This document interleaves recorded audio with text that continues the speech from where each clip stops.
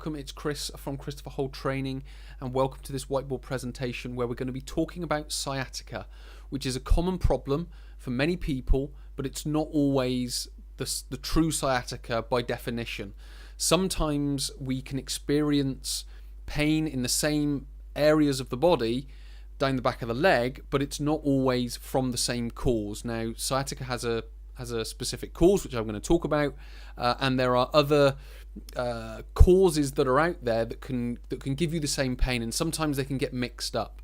So what I'm going to do is I'm first of all going to explain what sciatica is. So I'm going to sort of define what sciatica is, the common sort of well-known sciatica. Then I'm going to talk about the anatomy of sciatica part 1, which is talking about, you could say, like the true sciatica, if you will. And then anatomy of sciatica part 2, we're then going to start broadening that out into different causes that can be giving you the same painful experience, if that makes sense. So that's what we're going to cover over the next 2 slides. But before we get into that, I'm just going to mention my social media. So it's on Twitter, it's @ChristopherHole. On Facebook, it's Christopher Hole Training. And on Instagram, it's Christopher Hole. So if you want to come along there, please like and follow. I share as much as I can on everything health and fitness, or under that umbrella of health and fitness, be it nutrition, exercise, habits and behaviors, so on and so forth. And the same for the newsletter. If you want to come to the website, go to christopherhole.com/join.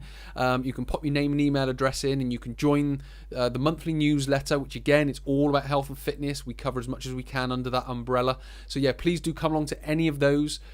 Pop your name and email address into the website, or just like and follow on the social media. It'd be great to have you there. So back we come to this week's whiteboard presentation, where we're going to be talking about sciatica. So we're going to go straight into the first slide and get going. Sciatica, by definition, according to spinehealth.com, is a term that describes the symptom of leg pain and possibly tingling, numbness or weakness that originates in the lower back, travels through the bottom and down the large sciatic nerve in the leg. So when we're talking about sciatica specifically, what we're talking about is the pain originates from such things like a lumbar herniated disc, degenerative disc disease, spondylolisthesis and spinal stenosis. So what we're talking about with sciatica is it becomes sciatica when it originates from the lower back. It's not necessarily the pain down the leg that makes it sciatica, if that makes sense. And this is where a lot of people get not necessarily misdiagnosed. They might be diagnosing themselves because they've heard sciatica, the pain goes down the leg. So as soon as they start getting pain down the leg, they think they have sciatica. Now, unless they actually get that specifically diagnosed, yes, it's coming from a bulging or herniated disc in your lower back, or one of the said causes, then we can start to look elsewhere for the cause. So one of the things that I do when I work with people is I go to 2 places, basically. When someone comes to me and say they've got sciatica, they may have had it diagnosed, they may not have had it diagnosed. If they've not had it diagnosed, what I will tend to do is I will tend to explore in 2 places in the hip. And when we come on to the next slide, I'm going to talk to you a little bit more about where those locations are and the symptoms that you can experience. The 2 conditions that I'm talking about are trigger points and piriformis syndrome. Now, these can give you the same symptoms of pain down the back of your leg as sciatica. So when we're talking about trigger points, what we mean is a muscle knot. Now, they commonly cause stubborn and strange aches and pains, and yet they are underdiagnosed. Now, if we come across to this diagram here, you can see the little crosses. Now, they are the trigger points. Now, if we are talking about pain down the back of the leg, now depending on how far it comes down, you can see there are trigger points that give you pain further down the leg. Obviously, the 3 here in the glute minimus, they will give you the pain sort of quite intensely in the buttock, in the hamstrings, and then down into the calf, and then it will radiate out to the outer part of the legs. Obviously here you've got a glute medius, which then just starts to go down towards the hamstring. So if you can start to understand your pain a little bit better, it's worth exploring around the side of the hip in the glute minimus and the glute medius to be able to help you understand whether it is sciatica or if it is just a trigger point. Because many people that come and see me for sports massage, they'll mention sciatica, and this will be one of the first places that I go.